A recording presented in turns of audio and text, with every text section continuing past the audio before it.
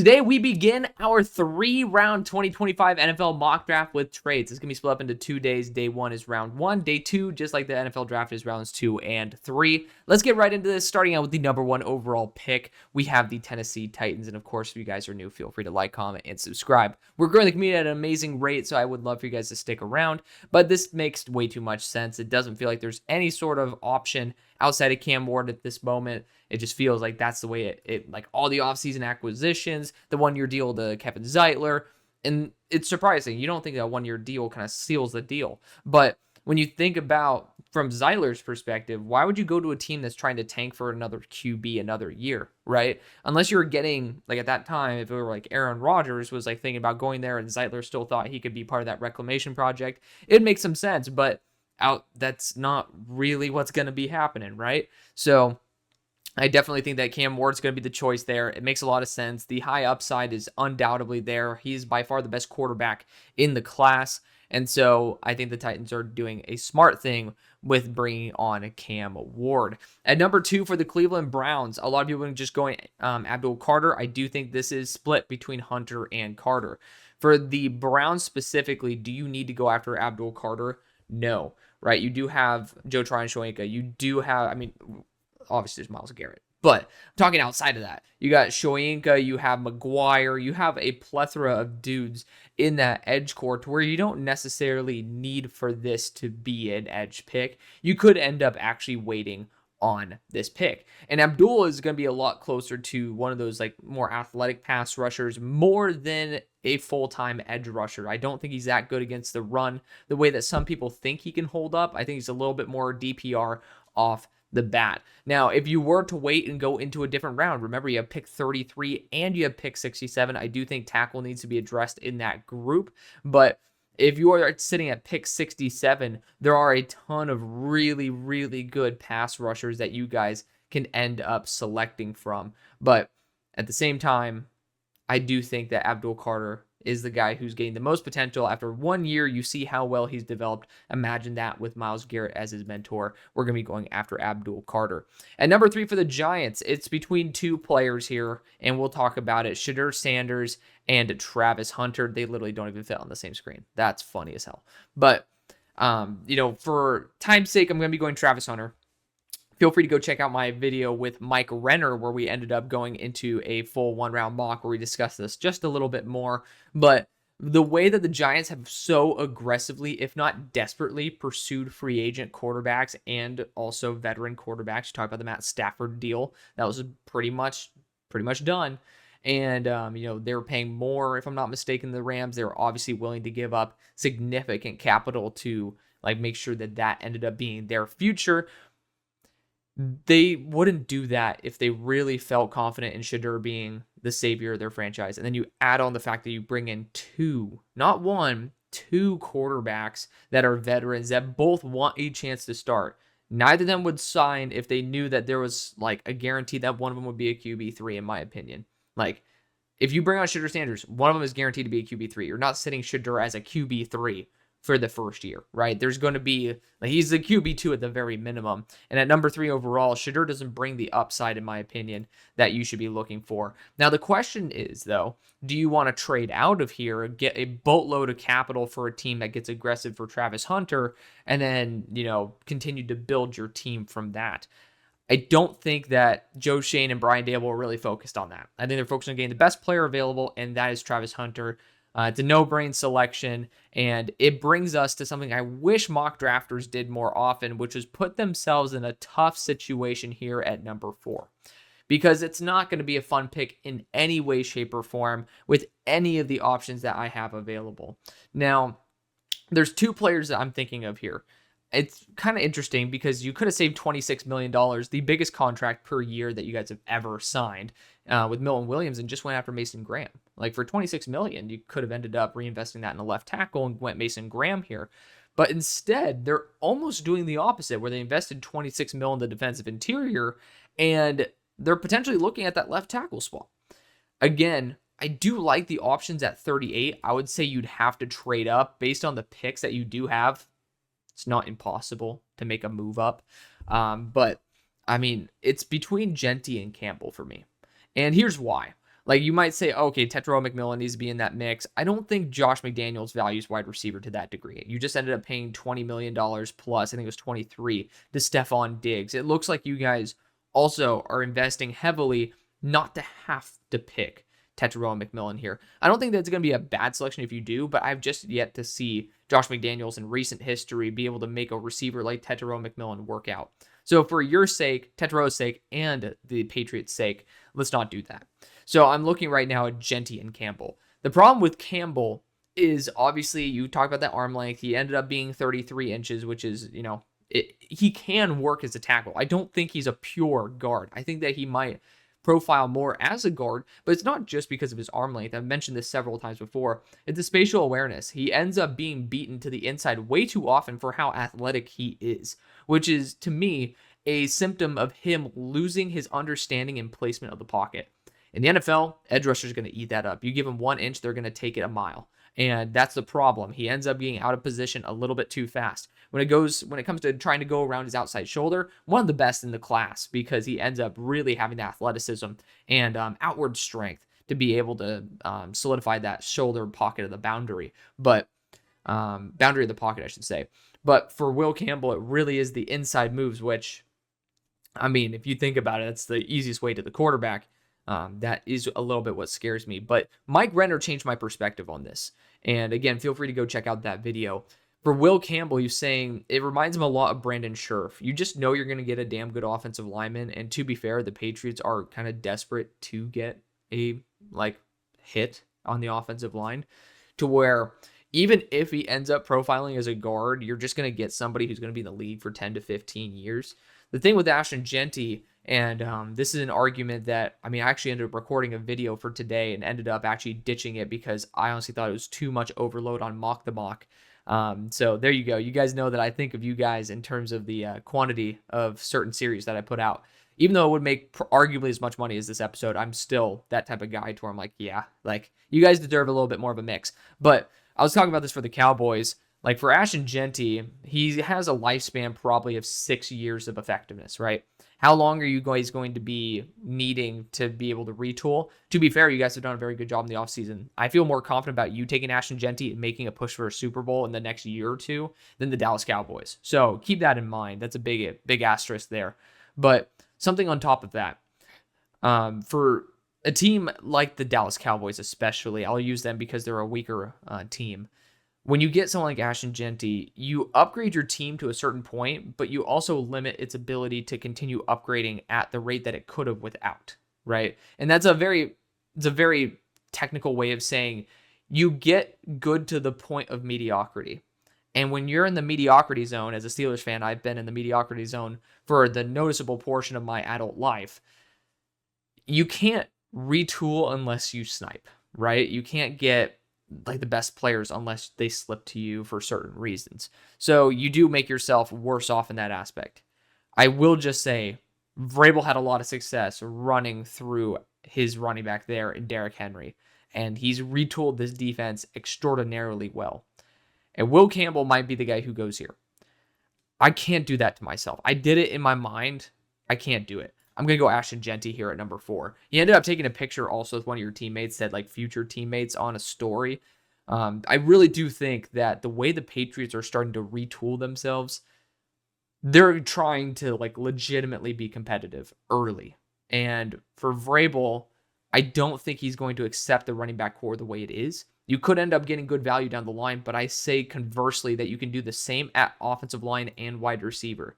You are in luck. So stay with me throughout these next 2 days as we break down the rest of the draft. Number 5 for the Jacksonville Jaguars. Good options all around, but I really do think Mason Graham's pretty much the lock pick here. We could try to do some trades, but again, this is something I'll emphasize right now. To trade back, you have to have somebody willing to trade up, and for whom? You talk about Shedeur Sanders here. I don't think he's an option for the Raiders. He's an option for the Jets, but I don't really think he's an option for anybody else. And so I'm not necessarily a big fan of the idea of that. So I'm going to go after Mason Graham here regardless. I don't think that the value you'd have to trade to move up to 5 would be worth it. Now at number 6 for the Raiders, this is an interesting spot because it's usually off the bat, off the rip, you go Ashton Jeanty here. But I actually want to throw a little bit of a curveball in because the draft likes to surprise us. And the 49ers are in a position where like the owner, funnily enough, is becoming kind of a hard ass. And he's kind of, I mean, based on the Ayuk situation, he's like, all right, well, like I'm not going to be bullied around anymore. Certainly an interesting spot to be in. But the Niners are on very, very thin ice. And I want to be able to utilize, they don't need, to be fair, their team is completely eviscerated comparatively to where they were at the start of last year. But they have 11 picks, for Christ's sake. Now, the Raiders, conversely, also have a solid amount of picks. But I do think this is a prime opportunity because for the Raiders, I don't see an option being really worth it here. Like, I just don't. But for the Niners, the team I'm trying to jump is the Jets because I want Armand Membu to the Niners. I really love Armand's fit, both as a right tackle, a left guard, and a future left tackle. Like, you can't go wrong with it. And I saw it in a PFF mock draft, and I'm like, damn, I really like that. Now, for the Raiders, I think that, like, for the Niners, I think pick 100 is like Femi Oladejo. Like, that's where I'm at. I think that they're going to be willing to give up pick 75.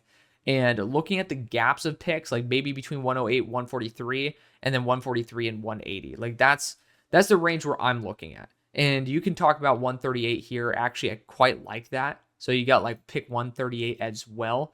And then maybe you can go 160 and get 213 back. I'm just going to leave it as is. I don't think it will affect the mock draft all that much. But for the Raiders, you end up picking up extra picks. If you want to toss in a future pick, by all means, do it. It's not going to truly affect the mock draft. What I want to do is move 2 teams that were in the Bay and have them communicate once more to have the Niners move up. And you could select Will Campbell here, but I'm going to allow Armand Membu to be the first tackle chosen, which I just put myself in a worse situation, FYI. So Armand Membu, the selection there for the San Francisco 49ers, who are being ultra aggressive here in the first. At number 7, though, for the Jets, again, I just kind of screwed myself over. But I do think you are in a unique position. You could talk about guys like Calvin Banks, Josh Simmons, Will Campbell here to address that right tackle spot. I will just say put that on the back burner. I'd prefer to go Ozzie Trapilo at pick 73 than kind of force it up here high. Now, for Aaron Glenn, what is he going to value? He is that type of guy where I could see him try to go after a defensive pick here. Like, you look at Will Johnson, could he end up being a true boundary perimeter threat for the Jets? You could talk about that. I would not mind it, but I also don't see Will Johnson. I mean, to be fair, this is from Aaron Glenn, who drafted corner in first and second round last year, right? Like, he does value it. Like, let's not try to act like that's not the case. But you also talk about Shedeur Sanders here. And, you know, will Justin Fields at 2 years, 40 mil stop you from drafting a quarterback? And part of me really doesn't think that it would. Now, you could talk about Will Howard, Jalen Milroe, Jackson Dart in like another round, which, to be fair, people are talking about Jackson Dart even in the top 10, which I think is bullshit. But I think the value of a Will Howard later would be better. But I also think that's kind of a pipe dream. I don't think that that's very realistic. Now, again, you could always trade out of here, but the question is who's trading up and why? I don't see a player worth moving up for. And I love Will Johnson. I just see him slipping too much. I do think the Jets are in a situation when you're at pick 7, when you're outside of the top 5, taking a shot on a quarterback you don't truly fully believe in, not a bad idea. And with Justin Fields being there for on a 2-year contract, pretty much a 1-year contract, this is ideal. And for Shedeur to learn from Tyrod Taylor as well, I hate to say it, I didn't expect myself to do this coming into this, the live mock draft. I'm going to do it. We're going to go Shedeur Sanders at pick number 7, and we're going to address the rest of the positions as the draft progresses. I wish that we could have went Membu, but I ended up doing that to myself. And I mean, taking swings at quarterback is never a bad idea if you're outside the top 5, because you do have pieces on your team because you won some games, right? You're not completely hopeless. And with Shedeur Sanders, I do think it raises the floor of the team. You do have a very underrated roster, so keep that in mind. At number 8 for the Carolina Panthers, this is another spot where I'd really love for a team to try to move up, maybe jump the Saints here. And looking at some teams that could try to do that, The Colts are not going to be desperate enough for Tyler Warren. I don't think anybody's going to be that desperate for Tyler Warren. But on top of that, the player that I also want to focus on, there's a couple players here. You look at Will Campbell, and then also very underratedly, you look at Will Johnson. And I mean, the Saints need a boundary corner, guys. Their boundary corner situation disappeared. They started last year with Kool-Aid as like their corner 3. They had Alontae Taylor. They had Paulson Adebo. I mean, Alontae's in the slot, of course, but Paulson Adebo, and they had Marshawn Lattimore, and they had Kool-Aid McKinstry. 2 of those are gone. Like gone in the wind, right? It's legitimate that they're probably going to be looking at Will Johnson or offensive line or Tyler Warren. Like, those are the 3 picks I see happening at that spot. So is there any team that could try to move up and select and secure their offensive lineman of the future? You could talk about the Cowboys. They do have a good amount of picks here. And that wouldn't be a bad idea, in my opinion, for the Cowboys, because worst case scenario, you put them at guard. Best case scenario, you keep them at left tackle, put Tyler Guyton back to right tackle. And I don't think it would cost all that much to be able to make that move. Jerry is getting close to the end of his days. So this is a curveball comment, but he definitely would value offensive line to a degree that I think that you guys don't want to admit he could. And I might let's see what this ends up playing out as. They've already given him their 4th round pick, right? Like, why not give the 3rd? But looking at how this would end up playing out, I do think that it would be interesting. I'm going to piss so many of y'all off, and I love you guys. Just remember that. I'm going to get killed for this. But what I do think could happen is a pick recomp. So moving back from 44 to 57, that's a 13-spot move back for a 4-spot move up. I do think that you have to end up making a little bit of a different switch here. And for that, you could go 76 back to 111. I don't think that's going to be how you guys would approach the situation. I do think you go 149 back to 163. And for the Panthers, again, you're moving up in the 2nd round. You're moving up here as well. Maybe you end up acquiring a pick 211 to bolster this day 3 territory. But for the Cowboys, you end up keeping a solid amount of picks. You end up recomping as well. And you end up moving up for Will Campbell, which I think that with his versatility and everything, you guys do need to get a hit on the offensive line. Like, it is unfortunately where you guys are at. You could talk about Jahdae Barron or Tetairoa McMillan there, but no one seems to be caring about that left tackle spot. And you say, oh, Tyler Guyton's there. He's a native right tackle, and the right tackle spot sure as hell is not filled. So by doing this, you allow Tyler Guyton to go back to a position he should be comfortable in. You allow Will Campbell, that people are comping as Brandon Scherf, which is a damn good offensive lineman for a decade. Like, you're getting yourself continuation of success there. And you end up jumping the Saints here, who I think would have really been focusing on Will Campbell, who they just brought in as a top 30 visit. But on top of that, I do think that you need to end up making it work. And for the Cowboys, it comes at a small cost. At number 9 for the New Orleans Saints, again, you still have 2 of the players I was mentioning here. Tetairoa could be on the board. I don't know if Kellen Moore values Tetairoa's build of a wide receiver as much as someone like Tyler Warren. Looking back on it, Kellen Moore I think Kellen Moore would take Tyler Warren over Tetairoa McMillan. But the question is Will Johnson going to be a more foundational piece? Literally, Kellen Moore came from a team that just won the Super Bowl after drafting 2 corners back-to-back in the 1st and 2nd rounds. So he knows what could happen when you end up having that solid corner core. And I mean, he's seen firsthand through many different experiences what happens when you don't have that. And I do think the Saints are in a really dangerous situation. Cornerback pricing is continuing to go up. You just paid your tight end.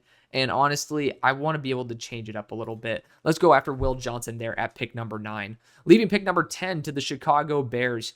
And I mean, for me, this is going to be running back with Amari and Hampton. But the question is, is there a player that teams should be trying to move up for? Like Tetairoa McMillan here. Is there a team that should be trying to get him that is within sniping range? My answer is no.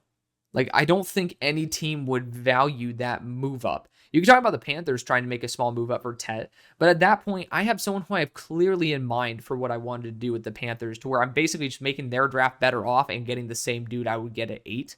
And that's why I also gave a little bit of a discount to the Dallas Cowboys. But for the Bears, you could also, you could look at a future left tackle here in Kelvin Banks. You easily could. You easily could do that. But I also think that you'd rather take an experimental player at that point.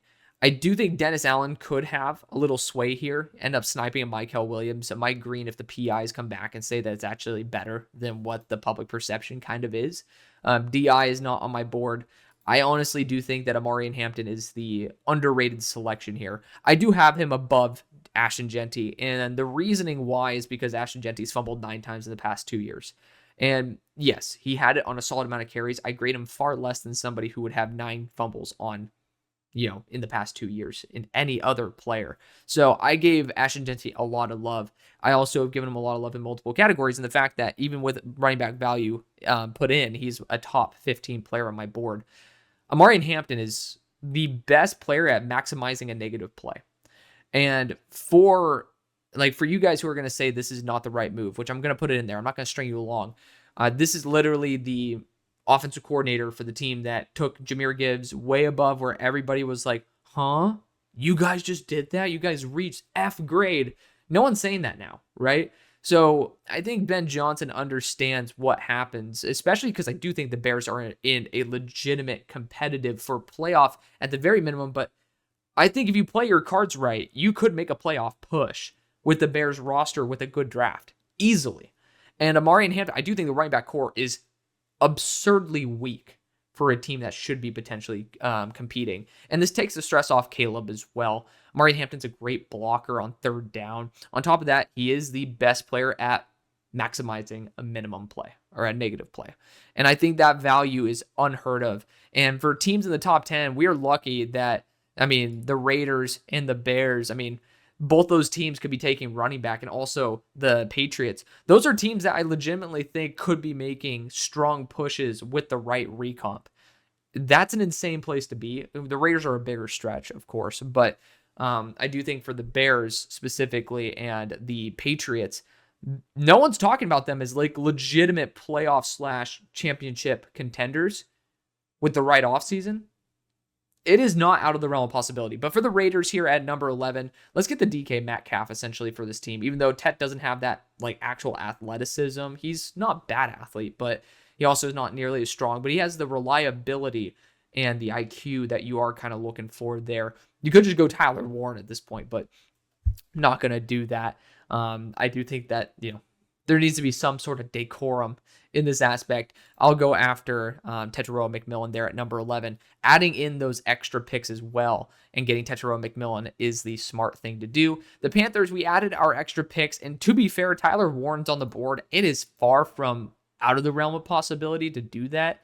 Looking at Canales, though, I don't really see him being one. I'm just trying to think back. Does he like utilizing tight ends to where he'd spend a number 12 pick on it? I don't think so. And people are obsessive with Jalen Walker. And I honestly could have went Jalen Walker at number 11 if Tet ended up going, because I think that he fits with Pete's defense very, very well. Jalen Walker is going to be the selection there as a hybrid of an outside linebacker and an edge rusher. I do think this team has been desperate for continuation of the linebacking supremacy that Luke Kuechly, Shaq Thompson have left behind. I think Jalen Walker could end up continuing that with that pass rushing presence too. So at number 13 with the Miami Dolphins, a lot of very good players. Honestly, in my opinion, a key spot where we could try to trade back based on, if you want to go offensive line or safety, I do feel like this is a better realm for you to be in overall.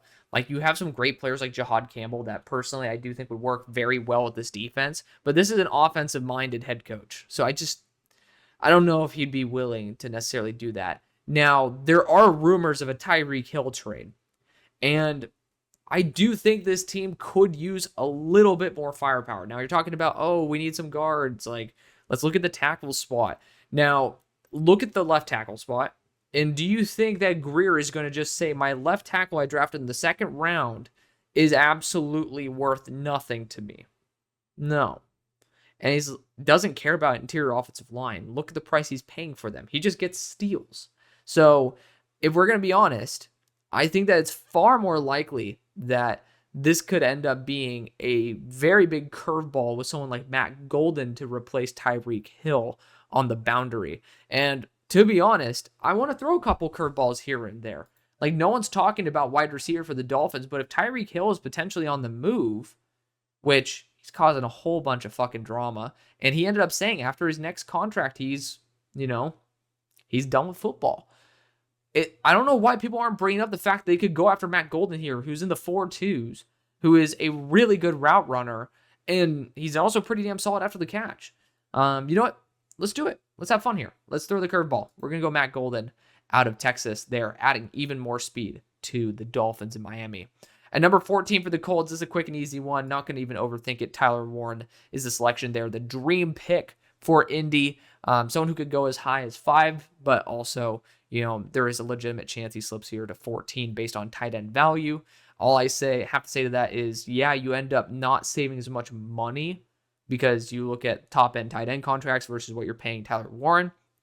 But I also say you're buying into exclusivity that you probably can't in the free agency market. So pick number 15 for the Atlanta Falcons, based on their quantity of picks, this is a dream spot to move back from. And honestly, given the situation that the Cardinals are in, they're going to be looking at defensive interior. They're going to be looking at offensive line. We're also seeing another team here in the Bengals that should be looking at offensive line, both guard and tackle. And there's a couple other teams I definitely think should be looking to be lurking in these certain ranges. But on top of that, I also don't want the Falcons to be giving the Buccaneers primetime real estate into the edge market. So it's landing me on a team right here in the Seahawks who have a ton of draft capital. And I mean a ton of draft capital. And they just love to do anything to piss on the parade of the Arizona Cardinals. Now, what would the Cardinals want to do? They could go defensive interior, to be fair. I've been going hardcore on Kenneth Grant. It fits very similar to a Jordan Davis mold that you'd be looking at for Gannon. But to be fair, that's not a great mold that hasn't fully worked out. I also think Kenneth Grant is, still very developmental. I do think that the Cardinals are in a situation where they might be looking at offensive line early. So I am going to make this move up with the Seahawks. And I've done this before. I think I ended up giving them pick 137 and another one of these picks, maybe like 175, if I'm not mistaken, to make this happen. And if it is a little too much, feel free to call it out. I'm just trying to remember what the exact value is. Like a 4th round pick, like pick 120 ended up making 17 to 15 jumps. So that's why I'm like saying, okay, this is a little bit worse. And this ends up making up that difference there. So the Atlanta Falcons have moved back and acquired some extra picks, while the Seahawks have ended up moving up and are selecting their star offensive lineman here in Kelvin Banks. Ended up testing out 6'5", had good arm length. Like, there's a lot to love about Kelvin. I have my concerns, but like, I check myself when I see a lot of people I trust have differing opinions, and very starkly differing opinions. They love Kelvin Banks, and I trust the NFL will love him too. Super young starter there at Texas, multi-year starter at Texas, and you know what? He's a reliable player. I can end up trying to say that I don't love his foot speed. He leans too much, but ultimately, I love the fact that when he's on the move, he's an absolute wrecking ball, and you can end up putting him at guard early on as you cross-train him to play that right tackle spot for the future, because unfortunately, Abe Lucas's health has not been great. You're going to be in a great situation if you do end up in Kubiak's system, randomly allowing Abe Lucas to remain healthy. If that is your issue, you are having a damn good issue. So that is going to be the selection there for the Seahawks. At number 16 for the Arizona Cardinals, like, Kelvin Banks seems like an option for him. Offensive line has not been addressed at the rate that I honestly thought it should have been for the Cardinals. Like, just, I do think Josh Simmons is an underrated target for them. I do think you could end up trading back here as well and still sniping him. And part of me wants to do the Monty move, where he ended up doing that for Paris Johnson, moving back, potentially moving back up as well. But, not sticking and picking.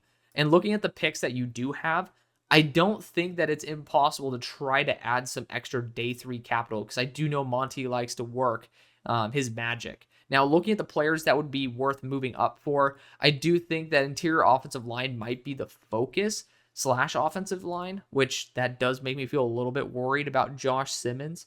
But I also think that, they're pretty desperate on defense. So it does make me feel semi-confident.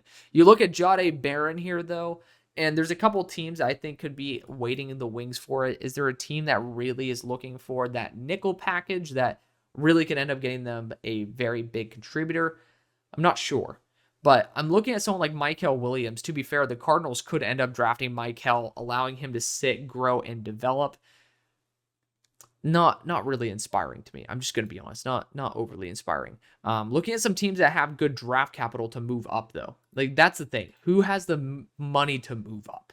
It's not just, okay, well, I need to move down. Who wants to move up? Like, how much do you have? The Steelers are a primetime team to move down. The Chargers are honestly a team that I could see them try to move up. They do need an edge rusher, and for the price to move up for this, it would be like probably a 3rd round pick, which I think the Cardinals would be fine with, especially if you can end up converting it to like a 4th and a 5th round pick, end up rebolstering that day 3 territory like I was talking about. And for Harbaugh, with the amount of day 3 picks that he has, might not be a bad deal between the Chargers and the Cardinals. I do know that, Harbaugh, he is someone who can work in the market. I mean, he was almost doing it last year before Joe Alt ended up falling to him. Like Green Bay Packers, they're not the team to try to move up. I don't like the Bills could try to get like batshit here, but I just don't see the player they go batshit for, right? Like, tell me who they go batshit for. Like Michael, they could end up waiting and being perfectly fine in that equation for the price that they would have to pay to move up. Honestly, I want to move back. I really do. But I'm going to throw the curveball out here, man. I mean, I could wait to 47 for and try to snipe Donovan Jackson, but I feel like that would have to be via a trade up. And you know what? I do think with Josh Simmons' experience at right tackle, this is going to be the curveball. They haven't addressed offensive line the way I thought they should, and I wonder if it's because they're waiting for the draft. You have the Ohio State offensive lineman coach on your roster.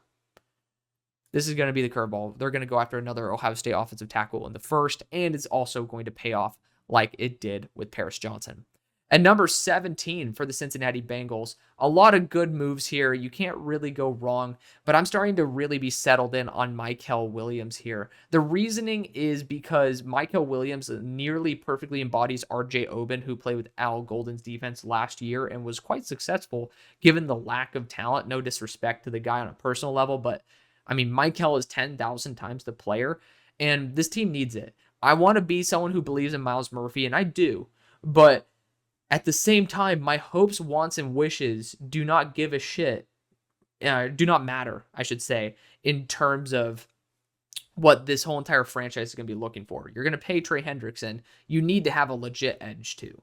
And it's going to be pretty hard to do that by piecemealing it together. You could try to do it at 49, but I mean, I just think that Michael Williams, if we're trying to vault guys up the board, we need to have reasonings for why they go to the specific spot they go. And Michael is a hand in glove fit. We're going to see what we can end up doing there in the 2nd and 3rd round tomorrow. At number 18, the Atlanta Falcons are back up on the board. And I know this is going to piss off the Buccaneers fans out there because I love the idea of Jahad Campbell going there. I'm not a huge fan of Jahad going to the Falcons, but I do think out of spite, well, to be fair, I think actually Mike Green might be a little bit more up the Falcons' alley than Jahad Campbell, because Mike Green could easily go immediately to the Buccaneers, and I think he's more of a projectable, high-impact player. For the Falcons, I'm actually going to go Mike Green. Hopefully, fingers crossed, off-field checks out. The PIs will end up letting us know. But for the Buccaneers, this is also one that I want to run up to the podium. I really like Jahdae Barron, but Jahad Campbell is just a perfect fit for this team, either as a linebacker or an edge rusher. He literally could learn from Hassan Reddick. That's why I was like, okay, Mike Green or Jahad Campbell. The chance of failure for Jahad Campbell as an edge rusher is far higher, in my opinion, than Mike Green, even though I have him graded better than Mike Green. It's just, someone who's never played full-time edge. But for the Buccaneers, I know Bowles is going to have a field day with Jahad Campbell. I would just be terrified of the fact that, well, you could end up getting a true edge one out of Mike Green. At number 20 for the Denver Broncos, I'd arguably go after Jahdae Barron here. Like, defensive back, in my opinion, is not still fully solved. I know you got Talanoa Hufanga there. Edge rusher is not that solved either. Like, defensive interior, you can go KG here all day. Like, this is a good spot to be in. You guys have a lot of really good routes. Colston Loveland, potentially an option here, even though I know you just brought on Evan Ingram. I still think it could be a smokescreen move. Their wide receiver core, they said they want to be able to upgrade it. It's not a need, it's a want, right? Running back's not worth it here in the 1st. I mean, I'm still looking potentially at Jahdae Barron. I mean, that's still very, very good value. Or you could try to move back. I don't think Sean Payton's going to be the type of guy to do that. Like, Negim Menwari is fucking baller at this spot. That's the problem. Like, I really do want to try to push these safeties a little bit higher. I will just say, like, consistency matters to Sean Payton. And I think Emeka Egbuka, especially with Luther Burden, people talk, apparently, I mean, again, I'm not going to be the one to confirm this or anything. I'm saying I'm reading reports about Luther Burden's like girlfriend and mom being like legit issues on top of his personality. For me, my biggest issue with Luther was the fact he ran it a lot of his routes half-assed. And I mean, say what you want, but I'm not a fan, even if that's like, oh, okay, well, I mean, I'm not going to get the ball at all, so it's like going to reserve my energy. Like, get better endurance at that point, right? That's my issue with Luther Burden. But Emeka Egbuka plays his heart out every play. He's in the 4-4s. He plays in the cold. He's just the definition of consistency. And it's kind of hard to get past that. So I'm going to go after Emeka Egbuka because it is hard to get something like that is just a straight double. And going after a double rather than a home run hit, it works out more times than honestly I want to admit. At number 21 for the Steelers, we ended up taking out that quarterback selection. Yeah, normally I let Shedeur Sanders slip to this spot. Makes it easy for me. Running back, I usually let Amari, like most drafts, have Amari Hampton here. And so how do we approach this? The question is Jahdae Barron or trade back. And I don't mind the idea of trading back. The Bills could try to move up, select Jahdae Barron. I don't think that's an amazing fit. I don't mind the Eagles moving up for Jahdae Barron. I'll just put that out there. I think it'll be too expensive, but I will just put that out there. Like pick 64, move up for Jahdae, kick Coop to the boundary. You still would end up probably having the best secondary or best corner core in the NFL. And they're all on, like 3 to 4 years of contract on rookie. I want to throw that out there. That would ruffle some feathers, but I still want to throw it out there. But Jahdae is a very, very good player. I just think the Steelers need to move out of this spot. There's just no way, in my opinion, we can stick and pick, right? And looking at teams that Jahdae would work on, the Vikings, they're in no position to trade up. Texans are also depleted pick-wise.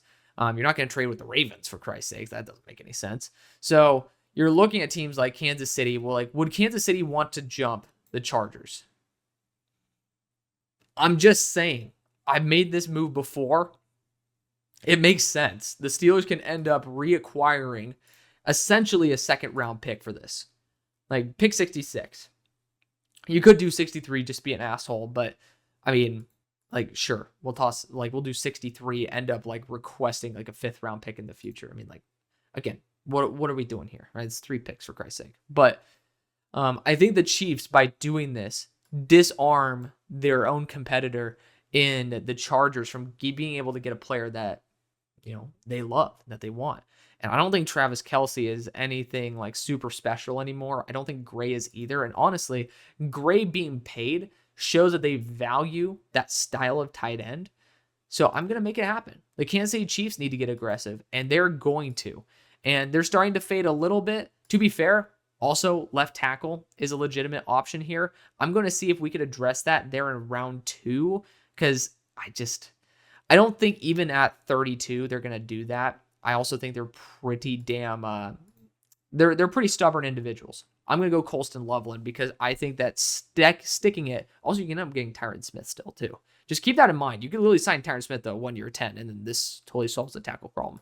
But Colston Loveland, being able to stick it to your own division rival, it just feels good. It feels good. You kind of feel like an asshole, but like it's like we just did that. You could do it for Negim Menwari, but I'm just saying, Colston Loveland just feels more right. Tight end is an integral part of this offense, and Colston Loveland can play in the slot off the bat, can play even wide on the boundary. He's somebody who's going to be super fun to utilize all around.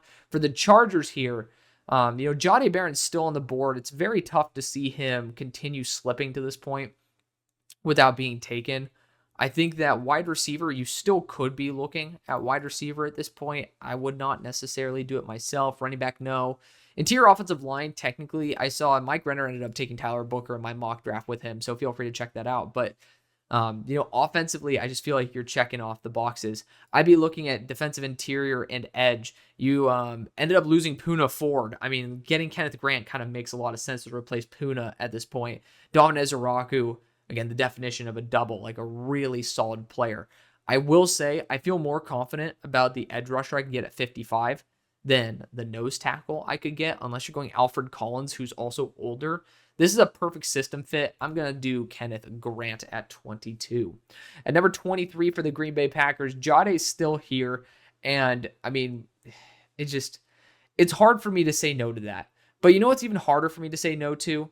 Having Jeff Hafley get his own edge rusher back. Like, who are we kidding here, guys? Like, Jonathan Ezeraku literally that's his DC there. And they fired their D-line coach because they're saying these guys are all underperforming. But I think, again, similar to what I was talking about earlier, like, who was I talking about? With the Bengals. Like, you can't hit your wagon on purely potential at a certain point. Donovan Ezeraku is going to be the choice for Green Bay. At number 24 for the Vikings, this is a trade back spot. With Jahdae Barron still on the board, it is tough to see a team kind of continue to pass on his capabilities.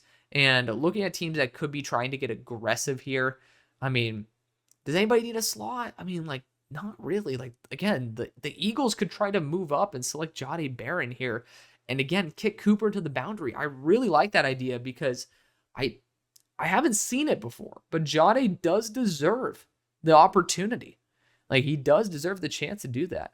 But other teams that could probably use him, I mean, Jacksonville technically, but they just ended up signing a veteran to the slot. The Steelers could try to move back up, kind of just do a little bit of a pick recomp there.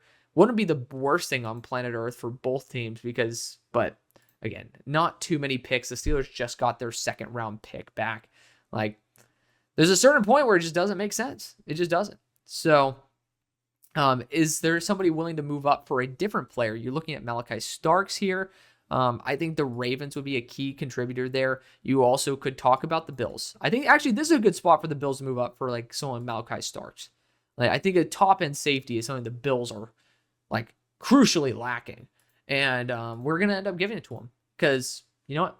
I honestly fuck with the Bills and the Vikings. It was such good franchises, good fan bases too, man. I love you guys. But for this range, I do think this is not going to be overly pricey. And for the fact that I want to bolster my day 3 picks more than anything, I think 132 technically could get it done. So I'm going to be a little bit more tactical here. Looking at it, like, I'm going to go 180. I'll go 187. We'll get 132 in here and 177 so that you guys can end up getting an extra pick in that. Ugh, that just looks like shit. That really looks bad. You know what? I'll just do this. We'll be happy with that. There's going to be enough suitors. You guys are going to get an extra 3 picks here, 132 and 177. The Bills are moving up, and Jahdae Barron could end up being that safety for you, but we're going to go after one of the safest prospects in the class in Malachi Starks. Houston Texans sitting at 25. Offensive line would be the way that I would want to go, but it is looking a little bit scarce at that pick. You could go after Luther Burden here, but this is another team pick-wise I personally wouldn't mind moving back. Again, there's Nick Eamon-Wari on the board. There's Jahdae Barron on the board. Like, I think that we need to make a small move here. And that small move is going to be, man. I mean, if Malachi Starks did not just go, I would move up with Eric. Like, I would have Eric DeCosta just absolutely fleece again with Malachi. Honestly, the Steelers could make the move back up here. Like, I think this is where the Steelers could try to remove, and then it would just be a relatively small swap of picks to end up getting Jahdae Barron. And I think that's a smart move. So we're going to move back up with the Steelers. And looking at this, how are we going to approach this? I think just pick 123. I like that. Pick 123. Maybe we could end up tossing in something extra and then end up recomping there. But let's stop getting cute with it. We're moving up with the Steelers. It just takes pick number 123. Now, again, technically the Bills ended up paying less, but I do think that with Jahdae Barron, it makes a lot of sense here. So at pick number 26, with the Los Angeles Rams, we're going to stick and pick because the Rams rarely get to actually stick and pick.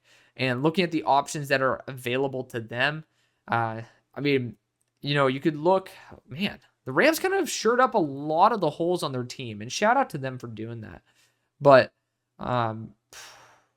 low-key, looking at Nicky Manwari on the squad would be kind of fucking nuts. I do think that you guys still need another weapon. Like, looking at how your offense is composed, Luther Burden makes a lot of sense. I mean, Devontae Adams, Puka Nacua, like, that final piece, in my opinion, still could be there. We're going to go after Luther Burden. And at number 27, we had the Baltimore Ravens, where, like, Shamar Stewart just kind of feels like the guy where you can kind of shoe it in. But, I mean, you also could end up going after offensive line here with Tyler Booker. He's going to be a behemoth. To be fair, looking at the style of interior offensive line, you could try to go after the biggest interior guys. I mean, Daniel Failele ended up kicking in there, and, he's a biggin. But I don't know. I kind of like the idea of saying, we already have Kyle Hamilton, but we're going to kick him into the box and let Nicky Manwari take the deep reps. Eric DeCosta does some crazy shit, man. We're going to just test it out. 3 safety sets are a thing for you guys. Nicky Manwari plays like a free safety. So that's why it's going to work, is that you don't have to have him cross with Kyle Hamilton. Kyle Hamilton is just far more effective versus the run. Nicky Manwari, I mean, as a Steelers fan, I'd be scared shitless, but I digress. At pick number 28 for the Detroit Lions, a lot of very, very good options on the board. What I love the most about this team is that you can't go with a wrong selection. And so defensive interior is certainly possible. I'm actually going to be looking at Shamar Stewart here. James Pierce is a little bit of a better fit, but Shamar is going to be far closer to, he's going to be far closer to the edge potential that you're looking for when you end up having a mentorship there with Aiden Hutchinson. And it allows Hutch to be able to come back on a more limited reps. This is going to be basically a better version of Josh Paschal. And that sounds scary to people. I get it. But I do think at a certain point you have to roll the dice, and Shamar is going to be the guy for it. At 29 with the Washington Commanders, also a team that's really brutally low on picks. I have a master plan here with them. So I am actually going to move out of this spot, and we're going to try to have a team move out of the first into this realm. And we're going to look at some offensive tackles here. And I think Josh Connerly and Donovan Jackson would be the next tackles to go. We also could try to go for interior offensive linemen as well. But I'm looking with the Browns here and trying to develop that left tackle spot. And Donovan Jackson is just the guy who's speaking to me. People have just kind of had prospect fatigue on Donovan Jackson.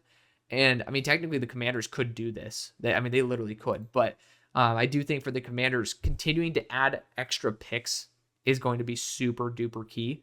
And, you could go, I think 124 for 104 for 128, and then you toss in one of these day 3 picks like 179. I'll go with 192 and 200 respectively, because together they're about that amount.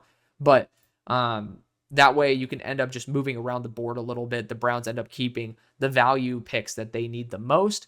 And so they end up moving up here because, again, we took Abdul Carter early, and they end up selecting their tackle of the future with Donovan Jackson, who, again, already has experience, if I'm not mistaken, with DeJuan Jones on the offensive line. But Donovan Jackson can play guard, but also has that legit left tackle potential. Early on in his career, he showed a ton of promise there.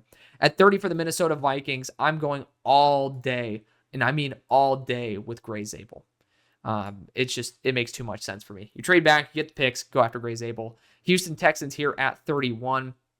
I'm proving why I should not have moved up with Kansas City, but that's okay.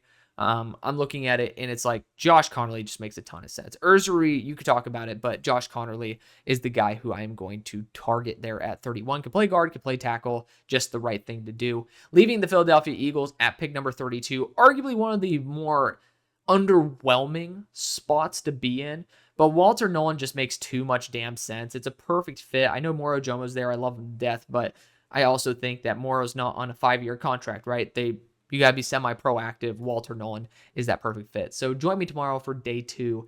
Thank you so much for watching. See you on the far side. Peace.